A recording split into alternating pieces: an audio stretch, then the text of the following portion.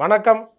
நிலக்கோட்டையிலிருந்து வழக்கறிஞர் மணிகண்டன் உங்கள் முன்பாக சில கருத்துக்களை பரிமாறிக்கொள்ள விரும்புகின்றேன். நிகழ்காலமாக இந்தியாவில் போதை கலாச்சாரம் அதிகரித்து வரும் வேளையில் சில தினங்களுக்கு முன்னர் போதைப் பொருள் தடுப்பு பிரிவு மேற்கொண்ட சோதனையில் குஜராத்திலும் ராஜஸ்தானிலும் மிகப்பெரிய தொழிற்சாலை, அதாவது போதைப் பொருள் உற்பத்தி செய்யக்கூடிய அந்த ஆலை கண்டறியப்பட்டுள்ளது.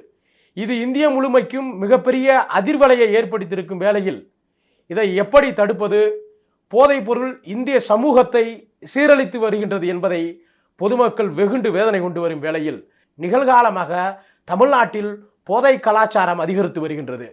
அதிலும் குறிப்பாக சில பகுதிகளில் போதை ஆசாமிகள் கொலை, கொள்ளை போன்ற சம்பவங்களில் ஈடுபடுவதோடு மிகப்பெரிய சாலை விபத்துகளுக்கும் போதை கலாச்சாரமே மிக முக்கிய காரணமாக இருந்து வருகிறது.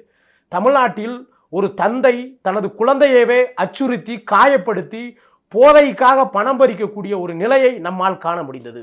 அதேபோல் பல்வேறு இடங்களில் போதை ஆசாமிகள் தன்னை மறந்து போதையில் தள்ளாடுவதை பார்க்க முடிகின்றது. இப்படிப்பட்ட சூழலை தவிர்த்தால் மட்டுமே இந்த எதிர்கால நாட்டினை நம்மால் ஒரு சரியான வழிநடத்தலுக்கு கொண்டு செல்ல முடியும்.